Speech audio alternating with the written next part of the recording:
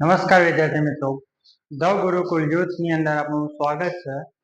આજે આપણે સ્વાધ્યાય 14.3 ના દાખલા નંબર 3 થી જોઈશું। અગાઉના વિડીયોની અંદર આપણે 1 થી 3 સુધીના દાખલા જોયા હતા। અત્યારે આપણે 3 થી સ્ટાર્ટ કરીએ। શા માટે ફૂટબોલની રમતની શરૂઆત કઈ ટુકડીને બોલ મળવો જોઈએ તે નક્કી કરવા સિક્કાને ઉછાળવું નિષ્પક્ષ ક્રિયા છે એવું વિચારાય છે। તો અહીંયા જોઈએ તો ફૂટબોલની જે રમત હોય છે એની અંદર શું કરવામાં આવે છે, સિક્કો ઉછાળી નક્કી કરવામાં આવે। હવે કોઈ પણ સિક્કો હોય,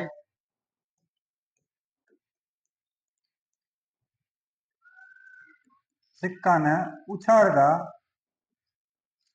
બે પરિણામ મળે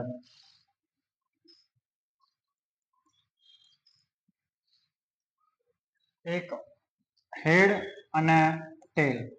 આપણને એ ખબર નથી હોતી કે કયું પડશે। હવે સિક્કો હવામાં ઉછળ્યા પછી પાછો જો પડે છે તો એમાંથી બેમાંથી ગમે તે એક પરિણામ આપણને મળી શકે છે। તો કાં તો હેડ પડશે કાં તો ટેલ પડશે, જેથી તે પહેલાથી નક્કી હોતું નથી કે એચ પડશે કે ટેલ પડશે, જેથી ફૂટબોલની રમતમાં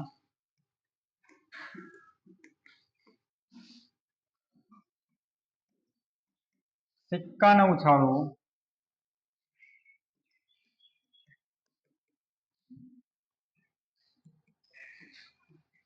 એ નિષ્પક્ષ ક્રિયા છે। ક્લિયર? આના પછીનો દાખલો છે નેક્સ્ટ, કે નીચેનામાંથી કયા વિકલ્પ ઘટનાની સંભાવના ન હોઈ શકે। તો અહીંયા આપણને 4 ઓપ્શન આપ્યા છે। એ 2/3 આપ્યો છે, બી -1.5 આપ્યો છે, સી 15% આપ્યો છે અને ડી 0.7 આપ્યો છે। તો આપણે ઇન્ટ્રોડક્શન વિડીયોની અંદર જોયું હતું કે કોઈ પણ ઘટનાની સંભાવના 0 થી 1 ની વચ્ચે હોય તો 0 થી નાની ના હોઈ શકે અને 1 થી મોટી ના હોઈ શકે। તો અહીંયા આપણે બી ઓપ્શન જોઈએ તો અહીંયા માઇનસમાં છે, તો એ 0 કરતા નાની સંખ્યા, જેથી આપણો ઓપ્શન જે બી છે -1.5 એ આ ઘટનાની સંભાવના હોઈ શકશે નહીં।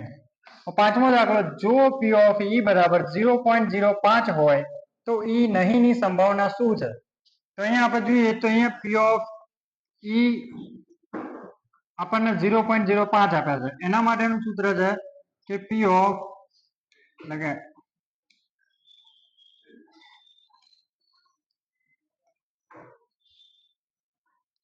પી ઓફ ઈ બાર બરાબર પી ઓફ ઈ, આવું એક સૂત્ર હતું।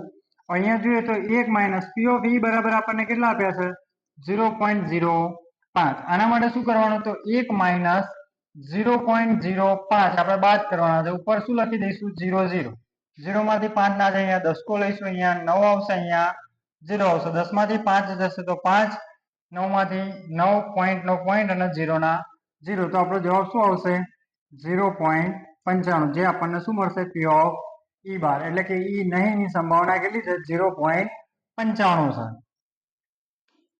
એના પછીનો દાખલો છે, એક થેલામાં લીંબુના સ્વાદની મીઠાઈ છે। એક થેલો છે અને થેલાની અંદર લીંબુના સ્વાદની મીઠાઈઓ છે। હવે માલિની થેલામાં જોયા વગર એક મીઠાઈ બહાર કાઢે છે। માલિની નામની કોઈ છોકરી અથવા છોકરો જે બી હોય એ શું કરે છે કે થેલામાં જોતી નહીં અને થેલામાંથી એક મીઠાઈ બહાર કાઢે છે। તો અહીંયા પહેલા નંબરમાં એવું કહે છે કે 1 નંબર, તો આપણે પહેલો દાખલો જોઈશું કે ભાઈ 1 નંબરના કેસમાં શું કહે છે કે નારંગીના સ્વાદની મીઠાઈ હોય।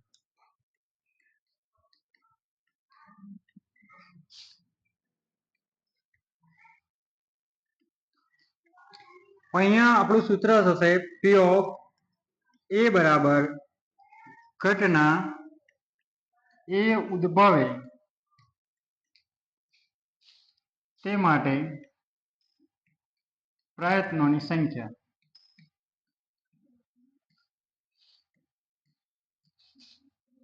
છેદમાં કુલ પ્રયત્નોની સંખ્યા।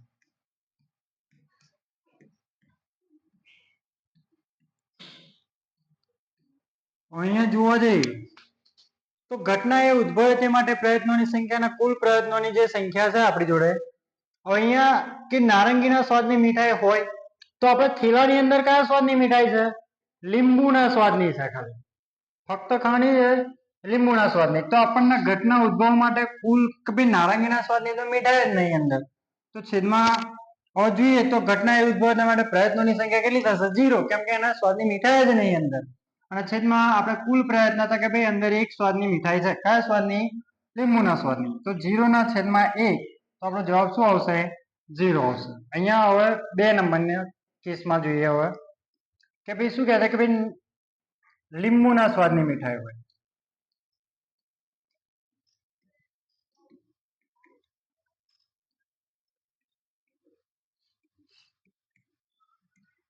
એના માટેનું સૂત્ર થશે P ઓફ D બરાબર ઘટના બી ઉદ્ભવે તે માટે પ્રયત્નોની સંખ્યા છેદમાં કુલ પ્રયત્નોની સંખ્યા.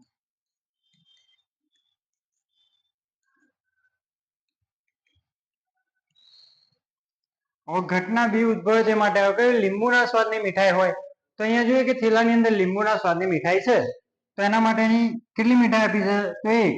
હવે અહીંયા કુલ પરિણામ આપણા કેટલા છે? કુલ પ્રયત્ન કેટલા હતા? કે ભાઈ થેલાની અંદર લીંબુના સ્વાદની મીઠાઈ, તો 1 ના 1 છેદમાં 1 બરાબર શું આવશે? 1/1 કરીશું તો આપણો જવાબ 1 આવશે.